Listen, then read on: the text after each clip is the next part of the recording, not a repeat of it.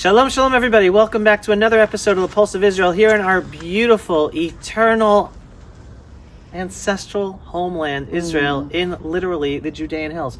Right behind us, and I'm sitting here with Diane Neal of fame and fortune.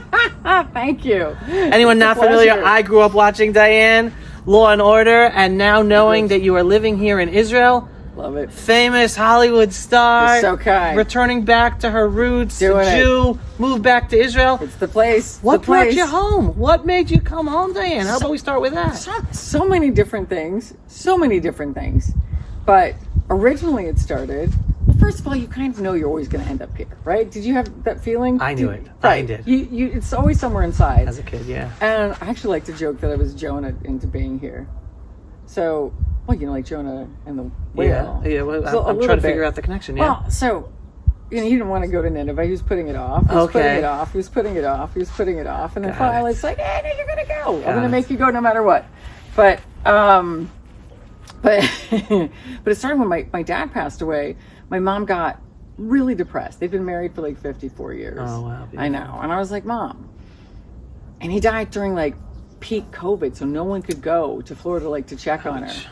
And when I got down there a few months after he passed away, by the way, you just hear like just a funny one. So like, yeah, my dad was, I don't think it's a bad word, but he was a goy, right? Okay. Yeah. Nothing bad. So I was like, there are Jews and there are those who are not Jews. So it's nowadays they're trying to make it all sound good. No, there's nothing derogatory about. I don't think so, right? Because it literally means non-Jew. Thank you. It means nations. Right. It means a it's nation. Like Gentile, right? Like, yeah, it's fine. Nothing derogatory. No. So it always came in handy with the last name. There are a few times that came in handy, like when you accidentally end up in Saudi Arabia or something like that. Oh, accidentally? Oh, thanks. Yeah, I'm like, thanks for the last name, Dad. Last time I accidentally happened to Saudi Arabia. Yeah, you know, it happens every now and again. But so, Dad was, you know, they're American but of Scottish descent, and what he always wanted for his funeral was like a bagpiper, but we had to do a Zoom funeral. It was like terrible. Oh my god. But so the bagpiper was just this dude in like full regalia walking back and forth in his living room.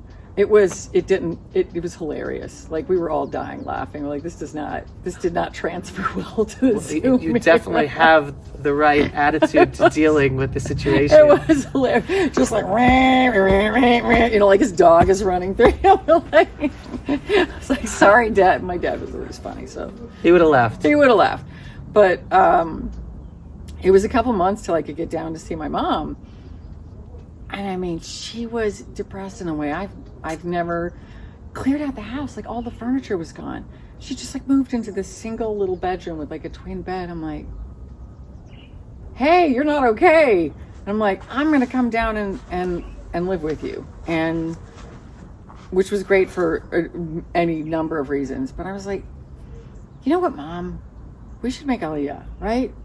Like one last adventure. You told your mother we should go back home to Israel. We should go back. She wanted to be here. So the first time, we were talking earlier about the War of 67. My mom wanted to be here so badly. She goes, she gets to the airport, right? But no one's flying in anyway. She's like, I'm going to go fight for Israel. She was oh yeah, she was excited. She was a pilot. Really? Yes. So I don't think you know this. The only relatives that I have in the country, do you know Yaakov Turner? The pilot? Yeah. Yeah, he's like a... Yeah, he just died. He's my great uncle. Wow. Yeah. So Mom was a pilot, and she was like, I'm going. Like, I'm going, and I'm going to fight. And the war was over. Right, because it was 6 days, right? Yeah. Good. By the time people... Yeah. Right. And she's never gotten to step foot here. Never. I mean, but it sounds like it was your mother who brought you up with a love for Israel and your Jewish identity? Oh, so much. And even that, like, her mother was the Holocaust generation. She was a little bit, you know what I mean? Like, where you get more afraid. You don't want to talk about it as much, this kind of thing. Right. But her grandmother, so my great-grandmother, who would have is the same as Yaakov's dad. That way, so they'd be like, yeah. They were the ones that lived out of like a family of 12. They're the ones that lived. And he came down through like their dad's feet. Turner came down through like Beirut and all this kind of stuff. And great grandmother and ended up in Israel. And your great grandmother ended up in America. with the kids, and she was like my mom's hero, and they were from Hungary, but all she talked about was getting back there. It's Israel. Like, that was it. That was her goal. That's what she wanted to do. And you've life, and that's one of the things too we were talking about, like, life passes really quickly. Like, did you ever think we'd be this age? Like, no. I never in a million. No. My memories are still of my parents of this age. It's like, right. Wait a second, I'm the age that I remember. Right, like when we were just talking about 95, I'm like, oh yeah, yesterday at 95. Right. And so, since time passes so quickly, you just got to do things. Yeah. And that is one area that I've been very lucky and good at. So one of my friends, Sadia Bandelstein, was like, why don't you guys make a lady called Nefesh B'Nefesh? I was like, okay. And I'm like, hey mom, let's do this. So this was in 2021. He died in December of 2021 at Omicron. And so the beginning of 2022 started like doing all the paperwork, getting everything ready to go. And then I had a series of insane things that happened in my life where someone was trying to hurt me and just making my life miserable and dangerous and difficult. And so I had all the paperwork in, and one day it wasn't safe anymore. And I was up in New York just for a short Wasn't visit. safe where you were? In the States, yeah. And so I said, because every time I go back to New York, it was awful. So the price of being on TV. You get weird people and crazy things that happen in your life, and and it was really interesting. Your neighbor who saw that thing, basically the cops didn't do anything forever, and when I found out why, they actually said to my face, "It's because you're a Jew." The cops said they didn't help you because you're a Jew? Oh, yeah. This is in New York City? Upstate New York. Upstate that New helps York? A little more, yeah. It's all happening while I'm running for Congress, and I'm like, it was unbelievable. It was unbelievable. So while you were running for Congress? Yes. Like the person that doesn't even have a speeding ticket, like nothing, no substance abuse. They literally said, they we're not didn't going to believe help. me. And this is this is 2022. Well, no, this was 2018. So when I ran for... 2018. So I got my first whiff of the anti-Semitism then, right? Like, holy. And then... Did you ever experience anti-Semitism before that? No, you? No. I mean, I take that back.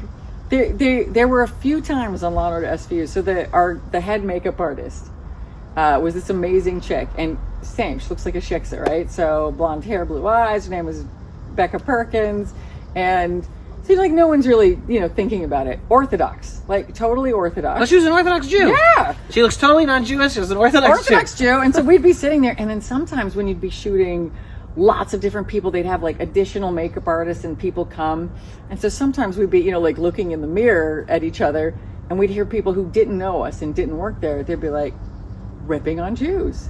Really? Oh, so that's the only other time. Got it. So you didn't feel any anti-Semitism, but you heard it in the air. Oh yeah, you heard people making jokes and this and that, and we'd look at each other in the mirror, and she'd be like, you want to do it or can I do it? I'm like, why don't you take this one? But it was really funny. And then, of course, when it's like the star of the show that says, hey, they end pretty quickly. I was just like, keep an eye out who you are. And by the way, I think that's just a good rule for all of us. If you hear anyone ripping on any other group in a really, not just like your average joke, is that we all make jokes. I think we're the best at making Jewish jokes. Oh, for sure. Yeah. So it's our sense of humor that's allowed us to survive all these years, right? What did I hear? One of my favorite rabbis say the other day, that when Rothschild died, because obviously he was beyond wealthy, like the richest man on earth. Right. There were two old guys that were reading his obituary, and one of them was sobbing, and the other one says, "Why are you crying? He's no relation of yours." And he said, "I know. That's why I'm crying." Right?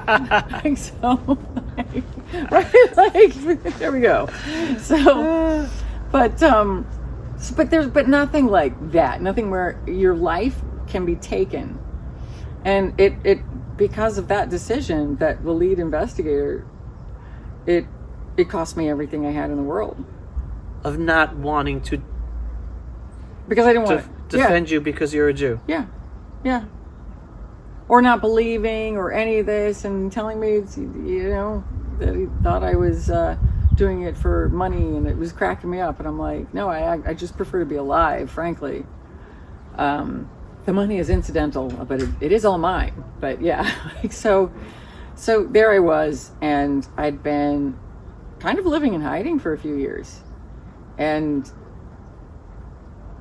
because when it's not safe for anyone to be around you, you don't get to be around anyone you love.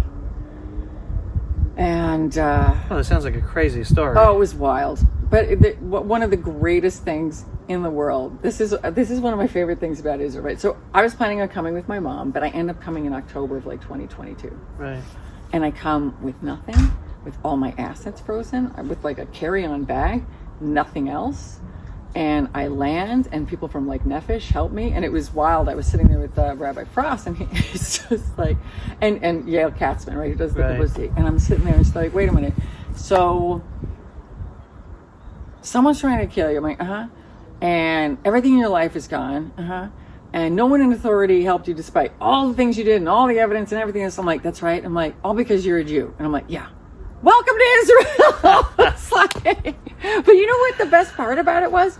So normally, right, in a normal world, you would be, lots of people would be like, how are you not angry all the time? Right. And it's a really tough thing to go from having, and very luckily I always appreciated it, right? Because I didn't grow up with, again, a federal attorney and a college teacher, right? There's not like, you're not rolling in money. I'm middle class. But yeah. Nicely middle class, didn't want for anything, didn't lack for anything, but we're not going to exotic tropical locations, 5 times a year or anything, not even once a year. Right. Once maybe every 10, 15 years. That's true. And you have a great time, and you'll remember it forever. But to go from that to, like we were talking about now, like I live in a tiny little place, but at least I have a roof over my head, and almost everything in my apartment is second or third hand, like for real.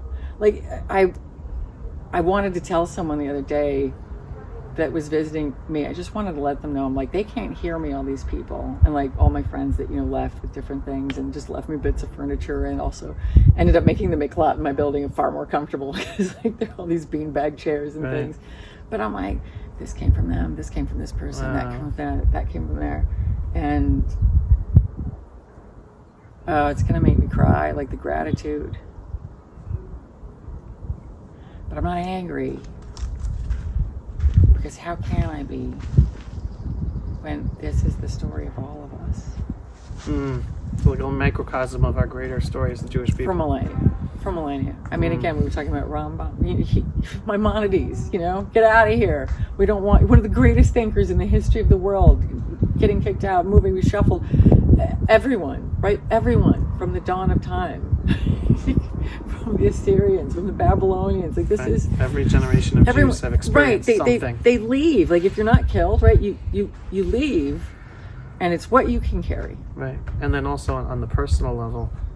I mean, before this interview, I was showing you my one of the posts during my IDF reserve duty, and I introduced you to some of my friends who are soldiers, and I showed you the sticker that I would look at every day when I was at that post. And it's a powerful sticker of a soldier who was killed in this war, and his life motto on the sticker was, in Hebrew, Hakol mistabech letovah, translated into English is, everything wrong happens for a reason. Everything that goes wrong happens for a reason, which is a mind-blowing concept, but it's a concept that you personify and I think that we as a people, and as a people, I mean, without a doubt, like you can. I mean, it's the ultimate making lemonade out of lemons. Right. Like I think you just. Right. Lots of practice over. And I like to tell people, like, people who don't have faith or don't understand faith, they make fun of faith.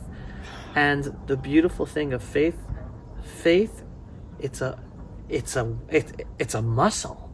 It's a muscle that we have to work on. Right, you have to study and work on your faith. Right, you have to make like sure every you're muscle. It atrophies. Exactly. But when you have that faith muscle, you can get through anything. And that's the thing. I was never always like observant. It was, we joked about, like, I'm getting more observant the longer I'm like, like I get what I call the icks. Like if I'm doing anything on Shabbat, they would do. I'm like, okay, I'm getting the icks now, getting the icks.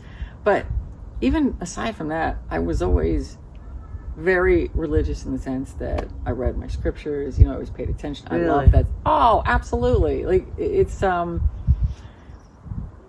relationship with God is the most important thing in the world. And I think now that I'm getting old, not even older, you realize that we are the same age. We're getting older. We're young. We're young, Diane. We're young. Yeah. But all the mitzvot and stuff are just a way to help you exercise that muscle. Right. Right? Like, and all these things that people think when they're young, Shabbat, it's not for God, it's for you. It's for you to have this amazing, and it's one of the most incredible things that you can do. But at least I always had the relationship with God. And in that way, which now I try, and anything that's heinous that happens, which, like, it's life, like lots of crazy, horrible things happen and continue to happen as they will until we depart. It's, now I can see so clearly how all the horrible things made it easier for now. And so now when I'm experiencing something horrible, I'm like, this has purpose. So even little things. So, and you mentioned something really powerful to me earlier, which is so true, and it's not so easy for everyone to grasp. You said when something bad happens to a person, not always is the message of the reason of it happening, the lesson, any of it for that you. person. It might be for someone else, right? For your children, so stop for your neighbor, for the neighborhood, for the world, right? Stop taking it as like an individual. Oh, this, it's me. Oh, woe is me. None of that, because you may be the conduit for something much greater, right? And we're all here to learn, right? Which the Jewish people, in a sense, we're that person for the world. When bad things, exactly, for the world, exactly. Yeah. On such a deep level. And that's like, so I was explaining to someone the other day, they're like, oh, but the chosen people, you feel like, and I'm like, hey, ho, it doesn't mean, we're superior, right? We're not talking. No. We were chosen for a purpose, right? Not because we're better. No, I'm like, let me explain it this way. It's like being on a cruise ship, right? Everyone else are the passengers. We're the crew. Nice. We work a little harder. We have to be there. We have to show up. We have to show you how it's done, tell you we're placing it like that. That's what we're here for, to be an example. That's really what we're here for. Right. Someone had to do it. Right. And I just think it's fascinating. People here are thinking, wait a second, we thought we were about to hear an interview with a Hollywood star. We didn't know we were going to hear an interview with a rabbi and have this whole philosophical conversation, which is fabulous. If only. No, it's wonderful. It's beautiful. But the glorious thing, so, when someone's trying to get you, the best way anyone can get away with crimes is destroying your credibility, right? Right. And so, this person was just the falsehoods that were out, and and in famous magazines and in the in terms of what happened to you? What a nightmare! Such a nightmare. I mean, evisceration. Just to give you an idea, so one of the worst moments of my life was given to TMZ, which had something like 2 billion hits. 2 billion. I just want you to think about that. During an impeachment, it was bigger than for 2 months. It was like the most searched. It was horrific, and totally, fabricated and everything, like most BS out there is. Right. And even BS, I felt like I got the ick saying BS. I feel like I'm moving in the right direction. So, but how well does that prepare you for the hate I got by making Aliyah? Right? Right. Oh, explain. People don't understand. What are you talking about? So this is wild. So when I made Aliyah, right, which was before October 7th. Right. Wow. Okay, so when we talk about, and I never really cared about social media, in the slightest, because again, we talked about I never had a publicist, anything. Like, I just like working, and I like people, and I like working for charity and whatever. It's none of it's about me anyway. And but I had a few million followers, right? Well, a couple in a bit, right? And when I ran for Congress, so do you remember all of us liberals, right? The super liberals, we're like, put country before party, right? Screaming at the right. So I said, all right, well, I'm going to put my money where my mouth is, and I dropped my party affiliation and I ran as an independent. Wow. Oh my gosh. Meaning you were a Democrat and you dropped that to run independent. Right. But nothing about me changed. Nothing about my ideas, and it was as if I had just stabbed Ruth Bader Ginsburg in the eye. It was like everyone, the hate. I was sued by Mark Elias and everyone. I was sued. I was harassed to keep. I mean, the left turned on me. Like, it was this insane, and all for dropping a letter. It's the dumbest thing in the world. Like, literally nothing about me has changed. Party affiliation. Yeah. Meaning you have the same positions, you just, for whatever reason, felt it was better for you to run as an independent. And then they went crazy about you. Well, the thing is, like, you can't tell other people to do that and not be willing to do that yourself. That's how I felt. I'm like, if you're going to tell everyone and you're going to be screaming from the left, going, put country before party, come on, Republicans, come on, you should be willing to do the same thing. Got it. So you were trying to live by that value. Yes, lost like a zillion people, and then, just dropped off. And then the you planet. learned how. Yes, and then when all the horrible, negative, false, like reputational stuff, then you lose even more, right? Then you make Aliyah. Oh, you Zionist, crazy! How dare you? The amount of people who were like, I didn't even know you were Jewish. I'm people literally would write this. Yeah, and I'm like, really? You know, and they're like, why are you killing Palestinians? I'm like, not. I haven't. It's not. And then after October 7th, no one could believe. And so, like, you're really great about disseminating information, right? And we have a lot of people that are giving out accurate information. And mostly, I would say, to me, I think the most important thing is to other Jews. Because, honestly, if they're not going to care with the most horrific things in the world happening to you, they're not going to care. They're just never going to care, and they're going to find a reason not to. And so I was trying to do the other thing, make the positive, and like, this is my ally. And it was funny that it did end up in me being the special envoy and ambassador for the Ministry of Aliyah. Right. It's so fun. For those who don't know, if you follow Diane on Instagram, you will see that many of her videos are collaboration with the Ministry of Absorption and Immigration, because she works on them, because she is a poster child. Yes. And because you want to. Because you I want to use your voice to help Jews wake up and realize it's time to come home. And understand, and like some of the things that we're talking about. But yes, so if you get on an Aliyah flight, I will probably be there to greet you. But so you experience all this stuff, but like, and so I always try and do it with that positive bit, right? Because I'm like, okay, there are lots of intelligent people who know far more about the country than I do. It's like my favorite thing. So but just Hebrew, just listening to Hebrew? But like all the time, and everyone talking to everyone. The other is like, you know, people driving, if you're on like a 1-lane road, and they're like, hey friend, and you know, like the cars stop forever. And, like, and you know what's really not, what even I don't always take into consideration? When we hear Hebrew being spoken just naturally, like water flowing. Right, you're not inside a synagogue. It's the language of the Bible alive, revived after thousands of years of being a dead language. It's like, it's mind-boggling when you really think about it. But this is, again, go back to that Frank Luntz thing.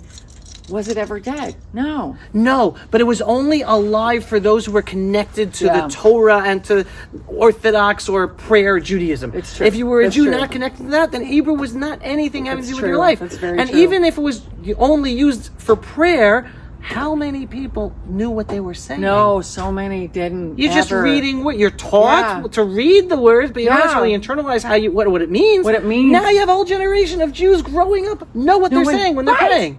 Isn't that crazy? And when they read the Torah, right? Like tonight. Right? How many people every Shabbat around the world actually understand what the story about Joseph and Egypt? They see Mitzrayim, they hear Mitzrayim, they hear Yosef, but are they really understanding the details? No, they don't know Hebrew. Well, this is one of the things too. Since I've been here, so you know, going to my friend's rabbi's house, right? One's like Mitzvah Yericho. You know, I think I said it the right way. You did. Yericho. Thank you. You got Mitzvah right. There you go. 1 out of 2, But it was really funny. So, like, you know, 8 kids, everyone sitting around, right? It was great for Shabbat, especially like when, you know, I'm here alone in the country, and I'm solo, and it's a wild experience. But his kids racing through the prayers, right? You know, this kind of thing, and I'm like, no. Savor every second for me, will you? Savor every second for me. Savor every word. Yeah, go slowly. Every word. Let me hear it.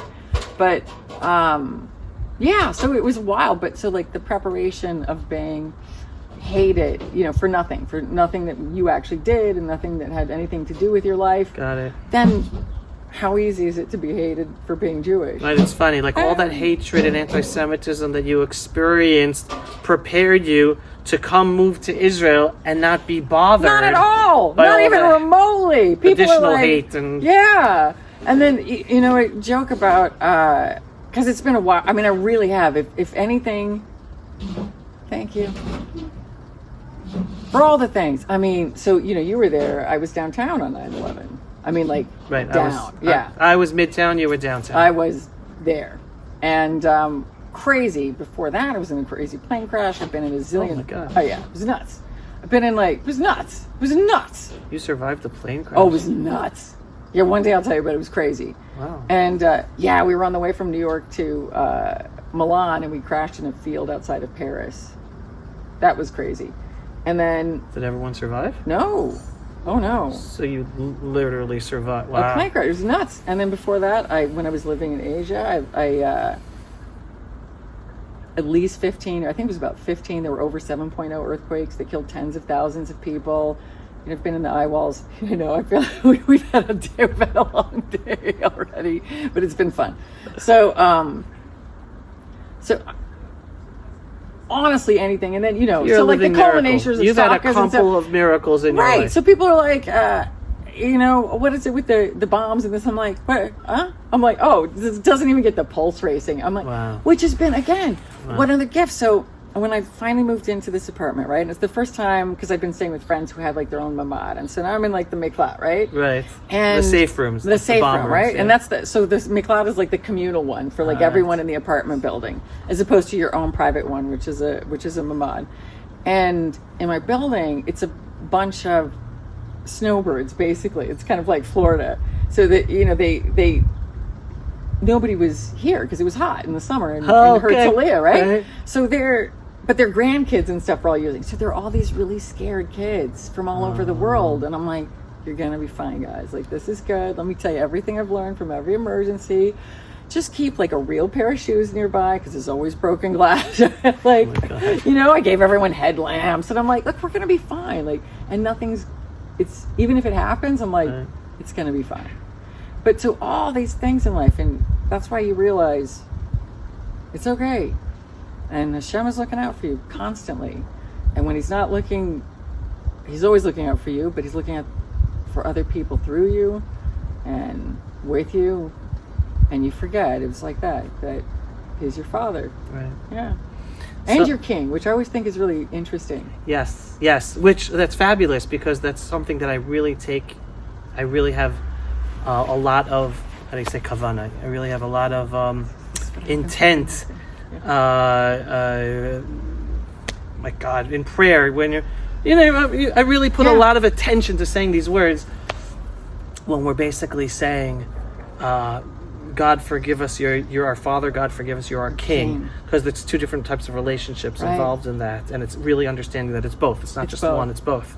But it's really powerful. But I want to ask you this question, because you have been a very, very powerful voice. Very kind of you. For Israel, for Aliyah, and especially in calling out the growing Jew-hating anti-Semitism, not just in the world, but in America.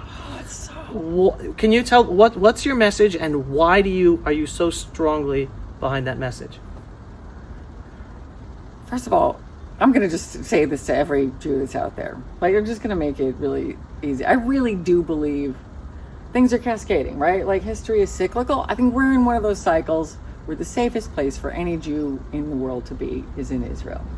And I also think Moshiach's coming. But, even if you're not into that, this is the place to be. And if you don't, like we talked about, if you don't make the decision, life will make it for you. And it's never the decision you want. So that's why I joke about being Jonah. I always knew I'd end up here. Clearly, I wasn't getting on it as fast as possible. No, but you did it. And Hashem was like, I'm going to make sure you have no other options. Go. I'm like, all right, I'm here. So, learning it. And you got to understand this about everyone else. Reason never convinced anyone. So it doesn't matter how much you say about the anti-Semitism, you try and give people facts. They don't care. They're going to hate you. They're going to hate you. So all you can do is love yourself, be proud and Jewish. And then the other thing, for a lot of us in the States and in the diaspora generally, especially liberals, we had no idea, right? I'm telling you right now, you have no idea. It's not like anything that you think. Israel. Right now. Yeah. Well, and the situation, right? So when I was young, I'd probably, and it's embarrassing to say, but I just so people can understand and they can use this, and please take my embarrassment and show it to people that you love. I probably would have said, I can't believe we're doing the same thing to them that was done to us. I really would have, and I would mean it, and I'd be sincere. So a lot of these people aren't insincere.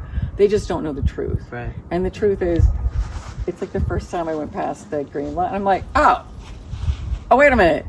There's literally nothing here. Nobody's house is being bulldozed. Nothing. This is not what I thought. Not only is it our land in the most intense sort of way, and our birthright in the most biblical sort of way. Right. Dan is referring to Judea and Samaria. Yeah, Judea and Samaria. And frankly, can't believe I'm going to say this out loud. Shawshank, the Egyptian pharaoh, he gave Gaza to King David for real when David married his daughter. I'm just saying. I'm just saying. Like, so that was only 3,000 years ago. Right. I'm just saying. It's not like, other people aren't welcome, but Right. yeah. And you know what I like to tell people today? What?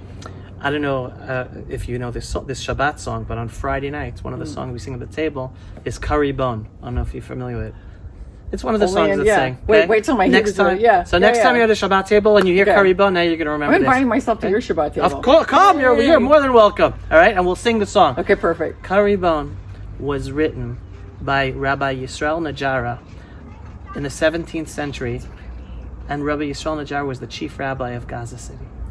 See, Okay? So, like, how many Jews today know? Wait, Jews have been living there on and off for forever, for centuries, right. and they say it doesn't belong to us. We were there before the Arabs came to the region. It's total insanity, and so nobody's actually bulldozing anything.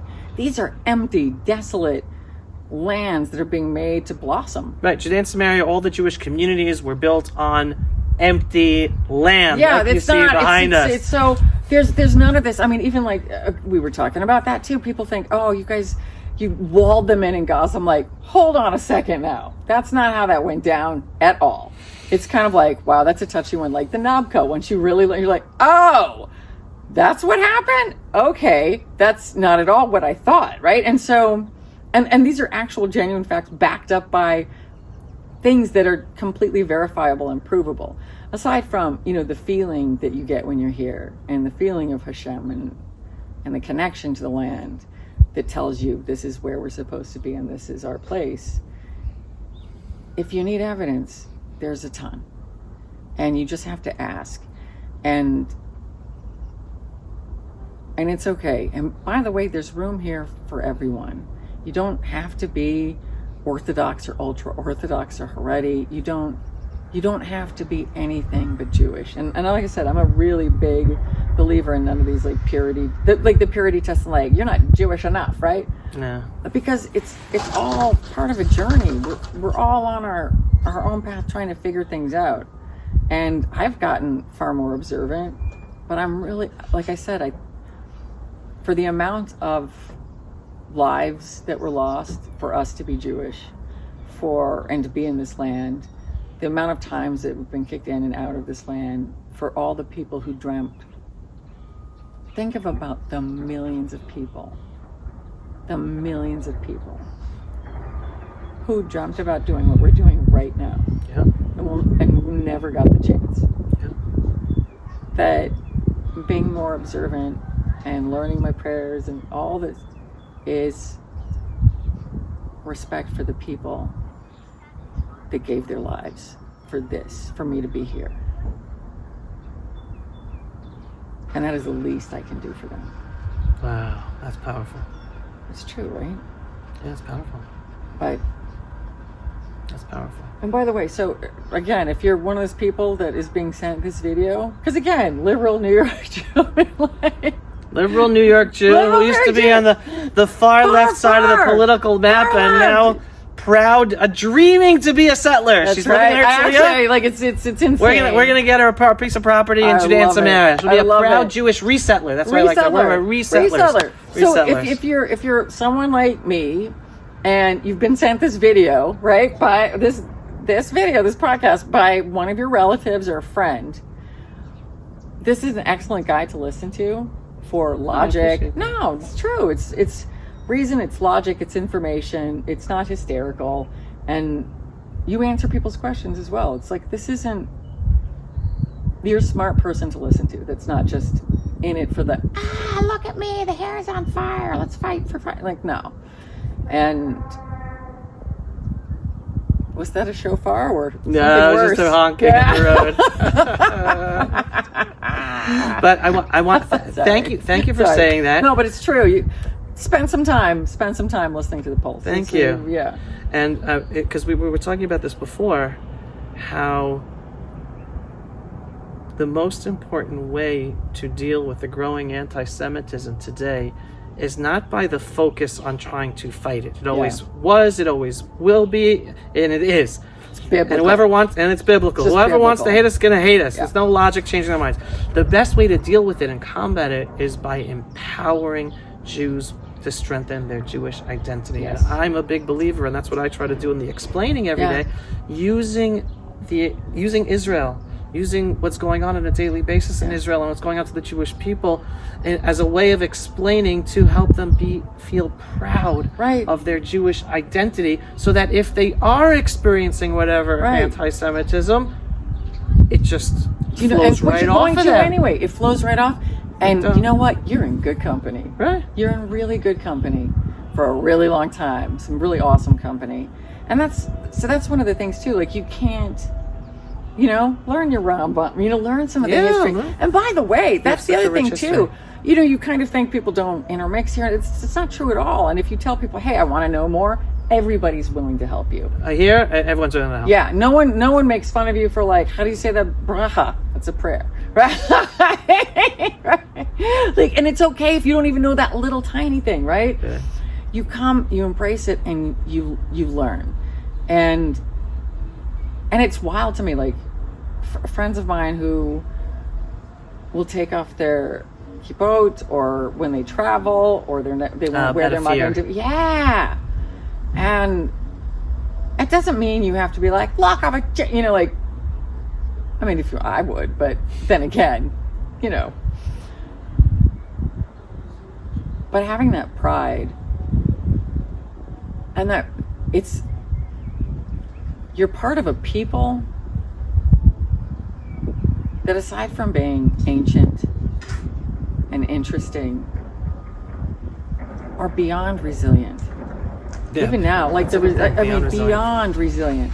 And I mean, even the chick that, oh my gosh, with the Eurovision, hiding under the bodies of 22 of her friends, and a year and a half later. Well, you're talking about the survivor of the Nova Music Festival, October 7th, who then went on to be Israel's representative in Eurovision. This was mind blowing. Right.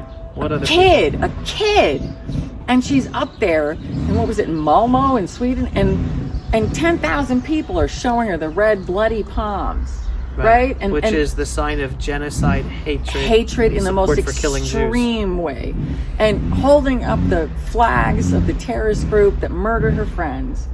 Her voice didn't even crack. Do you know any, like, I think of, like, the 21-year-olds I know in the States, I'm like, no comparison. It's not just her. It's like your sons. It's like everyone that's serving. It's like, everyone that's, you holding that hill. And that's the difference. People don't understand. Courage is being terrified, but doing it anyway. Right. It's not blind stupidity of, like, Right. Diane was referring to, we went out to see one of the farms outside of Efrat, and that was one of our outposts in the beginning of the war, because it's surrounded by hundreds of thousands of Arabs, and literally guard duty every night. And you're fearing that at any moment, because there were only maybe 20 of you up there with the kids. 20. Yeah, and only 5 of us with guns. And and if tens of thousands, even if 100 attack us, it's over. We're 5 soldiers defending 15 people without guns. So it was, and courage, but you're right. Courage is about dealing with the fear and doing it anyway. 100%. And 100%. And and in terms of the pride of Jewish identity, it's in the air in Israel. Yeah. And it doesn't matter what your religious level is. And again, I was telling you about this Reform rabbi who talks to Reform Jews when they come to Israel, because he was the Reform rabbi of a congregation in America. He made Aliyah. He's a tour guide in Israel. And he tells his Reform groups when they come to do tour guiding, he goes, you guys care about Jewish continuity? You're worried your children or grandchildren won't be Jewish anymore? Well, guess what? There's only one place in the world where you can raise children. They could be whatever religious level. They could be they could be Reformed. They could be secular. They don't have to do anything. And you don't have to worry that their children won't be not Jewish. And that's in Israel. So why are you still staying in the States worried about your Jewish identity or your children? Come home to Israel. You could be whatever type of Jew you want to be. And it's a you get used to it. Like, that's the thing. Like, every place is different. And one of the things I love about Israel is that in the tiny bit of space that we've been allowed to have back, I guess. How would you say it now? Okay. Like, no, we're working on it, right? Because it was always ours. Like, Right. Like, there are little by little, we're now, getting. Like, I'll never call it Judea and Samaria the West Bank ever again. Like, it's just never going to happen. Like, unless I'm saying that sentence. Right. And, there's just some things that you change because you're like, oh, I didn't realize. Oh, I didn't realize. But this place, the variation as well. Like, probably one of my favorite places up by Mount Tabor. Oh, Yeah, I love it up there. I love it. By Gorgeous. Megiddo. That's right, up in the Galilee. It's gorgeous. Yeah, it's And now it's so green.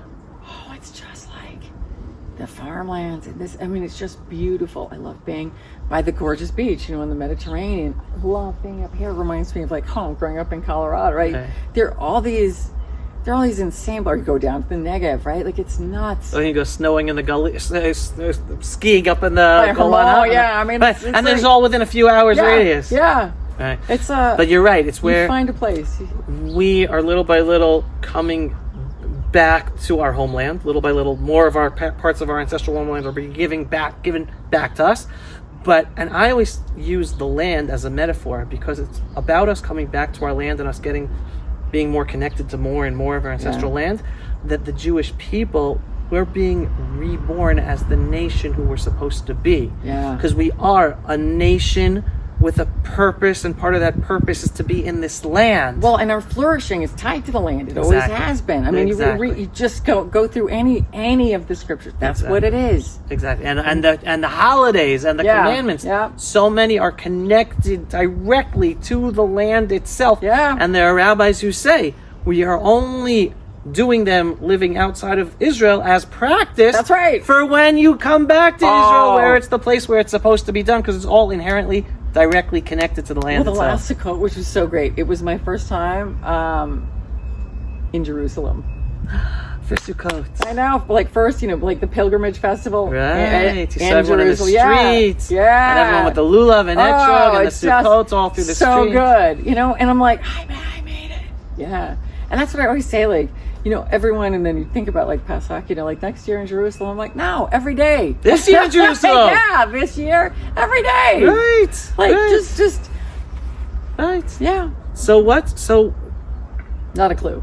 I knew what you were going to ask. I don't know what I'm doing. So I'll ask you a different question. I'll just try to help, and then we'll so- figure the rest out somehow. Like I said, Hashem has been very good to me, of like making sure I'm okay. So I'm going to go in a totally different direction with you right now. I'm Okay? excited. Because you're from the cultural world, right?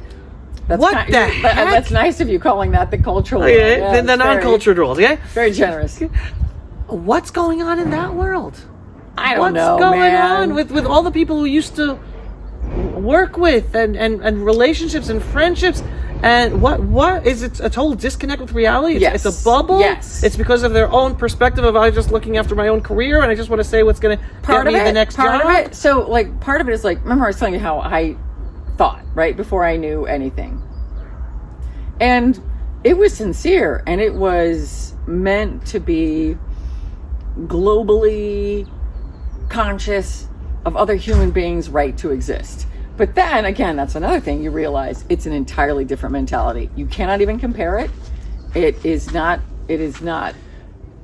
Suicide death cults are not something that we can mentally wrap our heads around, but they exist and they will kill you at any given moment, even if they've known your whole life. It doesn't matter. Anything you think, just trust me on this one, you were wrong about it. And so some of them are doing it sincerely, right? Because they're like, oh yeah, we have to take care of other people because we were not taking care of. Fair. No, different entirely. A lot of it is self-preservation. Like, the self-hating Jews in Hollywood just shock me. I mean, you actually face-to-face and experienced it's like... So, two of my favorite people on earth, Jewish, spend every holiday with them. Every holiday. Their kid is one of my favorite human beings alive. Known him since he was born. Sat Shiva with him for the parent. You know what I mean? The whole time. For the entire thing. Flew around. You know, everything you do. The closest of friends. He's an Academy Award winner multiple times over. And she's run a philanthropic organization that I was helping to run for 15 years. They will not speak to me. Because you live in Israel? Yes, because I'm a Zionist. Wow. Yeah. Decades of friendship. Wow, and that's not even going to the non-Jews. You're going straight to the fellow Jews in Hollywood. It was like the one that won, what was her name? Hannah Einbender? I don't know. Anyway, she literally wore like the red hand pin when she won her I think Golden Globe or Emmy for Hacks, and denounced Judaism, or that dude right after October 7th who won the Oscar for the movie about the Holocaust. I don't remember if he was Israeli. It was a movie about the Holocaust, and he ripped Israel to shreds. Like, you're just like, what's happening here? Aside from like, okay, let's just go to the bare minimum of like, you're not helping. Okay, that's fine, but stop hurting. It's like Mandy Patinkin. Right. Hey, you know what, guys? Get on a plane and come over here. Get on a plane, come do what we did today. Go around. You know, I'm like you asked if I've been. I'm like, yeah, luckily I've been here. And again, people, and it was really, I was on the phone with one of my friends on the drive here early this morning with one of my friends who's a Jewish doctor at home. And she was terrified for me.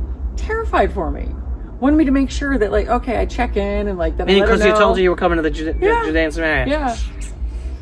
Terrified. I get that. The couple times I've texted, it's like, I'm alive, Karen. When you wake up, don't worry, I'm alive. Not only that, we got to send her a picture of our hands up. Up, yes. We are thriving. We are celebrating life in the Judean Hills. Good. But so, like, I think it's a lot of the virtue signaling. I think it's a lot of.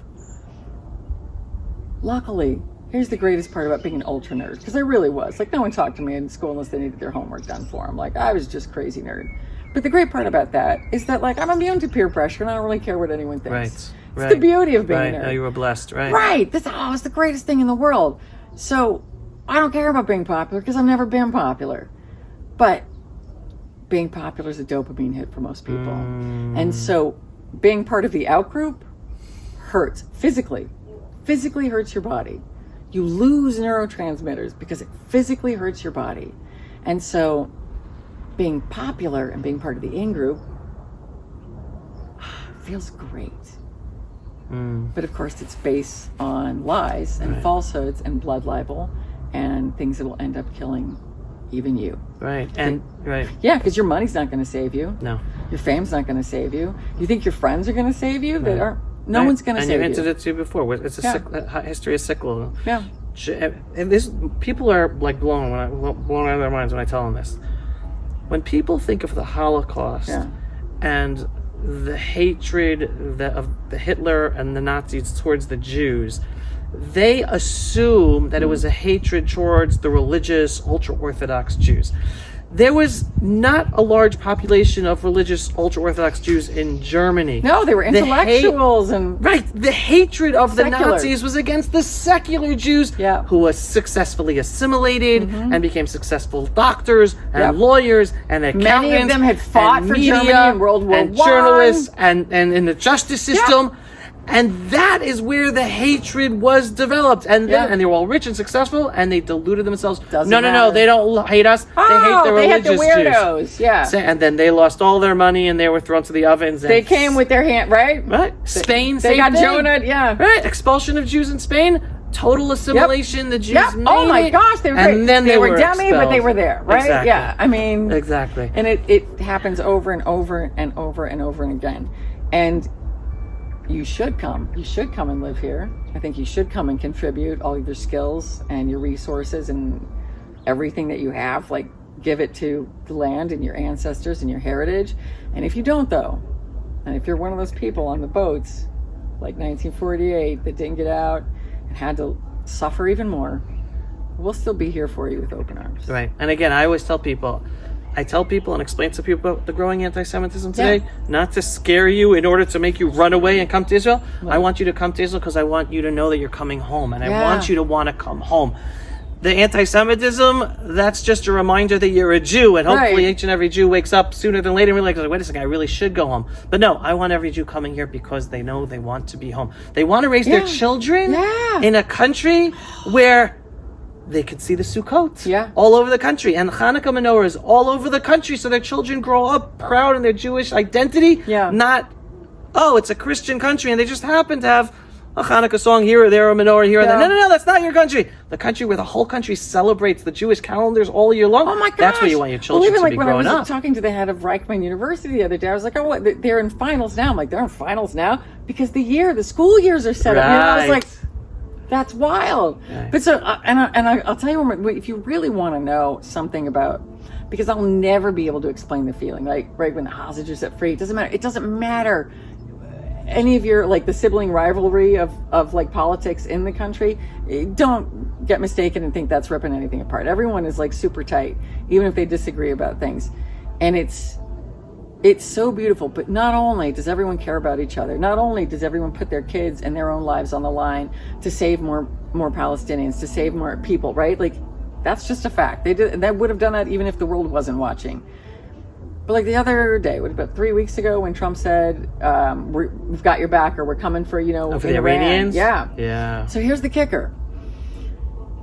That night, we were all expecting something to go down, right? Pretty much everyone where I live was expecting it to start again.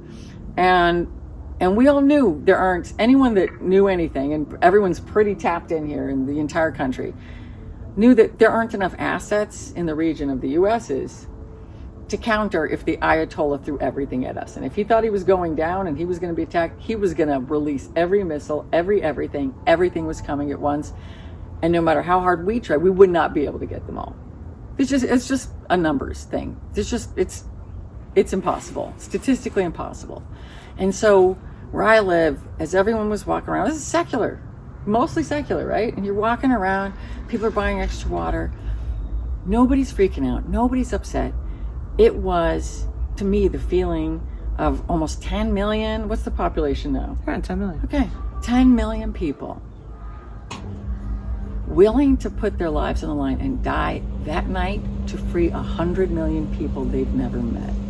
Without fear. No one was focused on the fear. No fear. We're just going on with life. And people were like, oh, but Iran is your enemy. No. Iran's not our enemy. The Ayatollah, the regime, the IRGC, Islamic regime of Iran is all of that, people? right? The suicide death cult in charge, right? That's our enemy. The people, they deserve what we have. And we were all willing to die, or at least take that risk, to set them free. That is a feeling of unity and solidarity, not just with each other, but with humanity, that doesn't exist anywhere else in the world. So you want to know what Judaism is really about? That's what it is. That's a mic drop. That seriously is a mic drop, Dan. And it's true. And we were talking earlier before this interview about dopamine. Yeah. And how the youth today need the dopamine, and what we get in Israel is that dopamine of purpose. Yeah. That dopamine of identity. That dopamine of, regardless of the shtuyot, the idiotic headlines in the news that try to be divisive and create fear. It's a connection, and it's the unity, what I call the unity of purpose, of living here as the unity Jewish people. Unity of purpose, that is the perfect and way. it's the daily life. Yeah, and purpose gives you dopamine, and so even if scientifically, and it also gives you, like we were saying, it goes back to Nietzsche, but it was Viktor Frankl that said, and you can live anyhow if you have a why. Right. And here the why is every second of every day. Even like as we were walking around, to how many people, hey, you don't know, hey. It's like everyone's connected. Like every time, it's anytime you hear someone saying a bracha, you walk by, amen. You know, it's like the whole thing.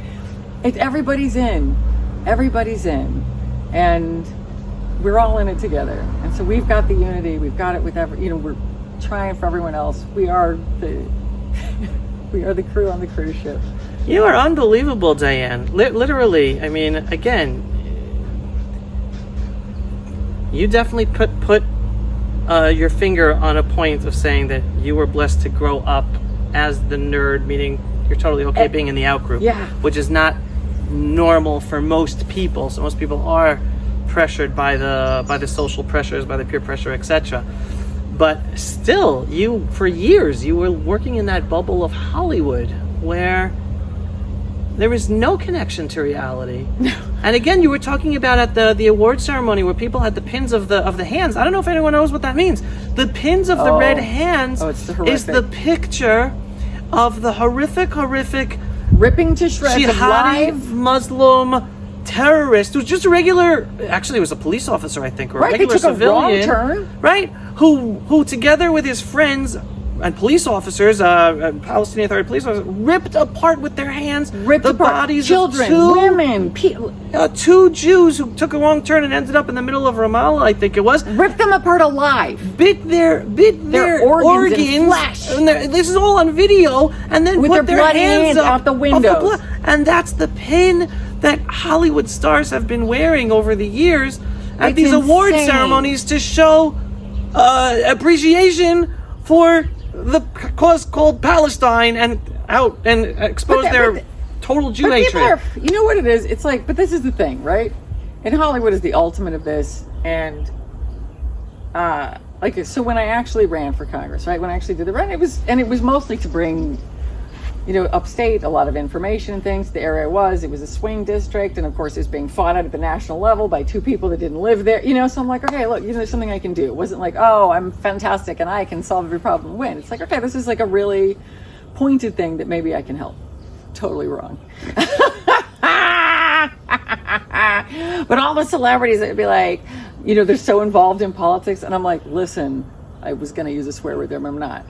Listen, guys. Actually running for office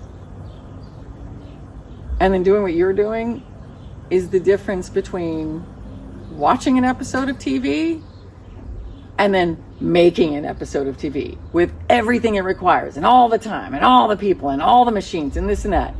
Big difference. So you can sit there and from, your armchair and say like, oh, this is this and this. Until you get in it, you don't know. And I think that's also too, what they do with all these different issues, right? Like, you don't know. But again, as we said, most people don't want to know, because if you know the truth, ignorance is bliss. Yeah, you're morally obligated to act on it, and that's always hard and usually not popular. And yeah, but yeah, one day I think it would be really fascinating to see if you can solve, because I do try and think about a lot. How do you get an entire group of suicidal death cult members to not think that way, to not want to rip apart strangers alive with their bare hands and eat their flesh? How do you get that? How do you give them something to replace the hatred? Because the truth is, there's no amount of land that's going to do it. No, because they want it all. Yeah. There's no amount of blood that'll do it. There's no amount of prisoners. There's no amount of anything. There's no amount of money. Clearly, $400 million and it went into tunnels, right? There's no amount of anything. How do you do that? I'm open to ideas. I'm sure everyone in this country is open to ideas. Do you know what my idea was? No, what's your idea? Well, stage number one is to make sure they understand that the powers of good, which in a sense is the Jewish people and the Jewish land of Israel, are victorious and defeat them. So even though that won't necessarily get rid of their hatred, they will be scared to lift a finger against us, because we have proven to You're not gonna make win. them pay and stand up for the good, which we're really about. That's step number one. Whether this is step number two or the final step, Yeah. is I believe it's simple and it makes total sense. All we have to do is rebuild the temple. The second the Jewish people rebuild the temple in Jerusalem, that is the sign, not just to the world, but specifically to the jihadi evil that exists in the region, that the Jewish people are back. And they know it says in the Quran, this land belongs to us. The second we start acting as the Jewish people, fulfilling our purpose, and part of that purpose is to ensure God emanates from this land, that means rebuilding his home in Jerusalem, they'll get the message, oh my God, the Jewish people are truly back, and we might still be motivated by our 1,400 plus year ideology to take over the world, but they're the biggest foe to stop us because they're standing up for God. Right. And they won't be able to, it's not that it won't cause World War III, it will stop World War III and be able to spread peace. So that's my understanding. And it has to be built out of stone. It Can't just be my idea of throwing up the tabernacle. In the meantime, we can. It's worth a shot, right? Of course. We could go, we could start doing stuff. You know, I work with somebody who rebuilt the tabernacle. Really? Yes, I'll show you pictures. No. I will show Can you you go pictures. visit? Is it somewhere? He goes traveling with it all over the place, but we had it in Israel. We went down and showed, it was the Ark, with the Ark. No way. Yeah, we went to show the soldiers down going into Gaza. We were in Jerusalem with it. I'll show you. It's one of my Jewish friends, another Jewish doctor, it was hilarious, didn't find out. So like this again, there's no thing too embarrassing. Thought the Ark, when you're in synagogue or a temple, was Noah's Ark. That's what it's been. I'm like, nah, it's like the Ark. The Ark. I'll show you the picture. Total Don't gold. Don't steady it. Yeah. Made out of pure gold, so cool. According to the Torah. Do you know what's hilarious? My ads on Instagram, like Wayfair keeps trying to sell me a mini version of the Ark. I'm like, how do you know me? You know me so well. And remember, I showed you my son's watch, which is a watch which has a picture of the temple. Of the Beit HaMikdash. You got it. I'm feeling it. You got it. And he got the ad on Instagram. That's so cool. That's how you know. So wait, okay. So also here's the question. Did the Al-Aqsa Mosque and the Dome of the Rock have to go? So the Dome of the Rock, the dome was actually built to protect the foundation stone so that the temple can be rebuilt there. Okay, so the dome's got to go. The dome's got to go. Okay. The Al-Aqsa Mosque is the black dome on the side. Yeah. That's off of the official Temple Mount. Okay. And the prophets told us very clearly that the Temple Mount was supposed to be a place for all nations to come and pray to God. Yeah. So there's no problem for please God when we rebuild the temple. Christians are coming up to pray. Muslims are coming up to pray. Hindus are coming up to pray. Everyone is coming up to pray. So that could stay. It doesn't necessarily have to go. No. But the gold, that was actually put there to protect the foundation stone so we can rebuild the temple. So we're gonna have the. Okay. I was just curious how that one works. By the way, it's one of these things. Another thing, they're like, it's apartheid state. I'm like, we can't go anywhere we want to. Right. The red signs in Judean Samaria forbid the Jews.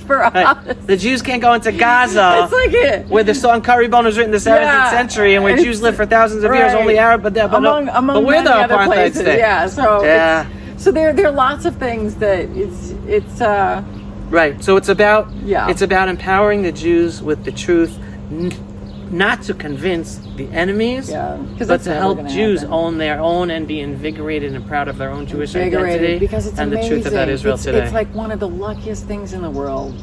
I feel every day what a privilege it is to be Jewish. I feel it's an incredible privilege to be in this land. I mean, like I said, even today, it's a miracle after miracle after miracle. And when you allow yourself to see it, the purpose and meaning life has. It's the thing people spend their whole life searching for. And all you have to do is come and be. That's beautiful. And I want to ask you for one message, surprising you for one message, out of left field. Yeah? A message to your mother. Mom! My mom. Oh, my mom. Hi, Mom. Yeah, she's still kicking. Hopefully she'll be here soon. You know who I'm talking to. I'm giving you the fist. all bureaucracies. That's the funny thing too. Everyone's like, oh, it's so hard. Mom and I know it's the bureaucracies, which are the same anywhere. I love you, Mom, more than anything in the world. You're my best friend, and I'm so grateful. I'm so grateful that you passed this blood on to me. I'm so grateful. You did a good job. And I'm so grateful to Grandma and News Mama, to everyone that lived. And I hope you're here soon. I love you. And I'm really happy you gave over that message, because that's so important that everyone see, like, at the end of the day, it's not that hard to be a Jewish parent and give over a pride in your Jewish identity to your children. And it's understanding that even though at one point you let your children loose out into the world, but one, you never let go, and two, you have to take advantage of those years when they're with you to plant those seeds so that they have the strength and the fortitude to deal with what the outside world is going to throw at them, so that they still hold on to that Jewish pride. They hang on to it. So you were blessed to have grow up like that with a mother like that. And you know what's really cool? Mom, I'm going to brag about you for a second. Aside from teaching college math and all kinds of other stuff, she is an incredibly well-known genealogist, and she is one of the biggest contributors to Jewish Gen of all time. Wow. Yeah. Back in the day, do you see? I remember going to microfiche and this, and the national. I mean, more than almost anyone. Like, not hyperbole. Like, actually finding Jews forever, for anyone that needed it, finding relatives, finding people, and it's a really cool thing. It's a really cool thing. And it makes me, I love going back and looking over all the genealogy and then seeing, and she's talking to her about these people and this people, and then when she found that person, and how they all coalesce, and how it all somehow comes back to here. Right. Yeah. Unbelievable. Yeah. Well, I want to end this interview with a blessing to you, Diane. That's amazing. Thank you. I shouldn't have gotten so excited for something so spiritual. No, I really may God continue to bless you with the clarity and the internal strength to continue searching for the truth, strengthening your Jewish identity, helping you have a strong voice standing up for the Jewish people and the Jewish state of Israel today, because you are touching and impacting a lot of people, and please God, may many, many, many more continue to be impacted by your voice. So thank you. Thank you. Thanks for having me on. Thank you. It's so nice to get a bracha from, like, like I say, it's always good to. I can use all the brachas I can get. Seriously, and there's a really special thing, and if you haven't been observant and like that, where fathers pray for their right, you can get blessings, like patriarchs, like the blessing like the patriarchs used to give, and it's an incredibly beautiful thing. That is nice. So thank you so much. Well, meant every word. Everyone, I hope you enjoyed this very, very special interview with Diane Neal. Please share this video with everyone you can, so friends, family, neighbors, acquaintances can hear these very, very important, insightful, and powerful words that Diane had to say today.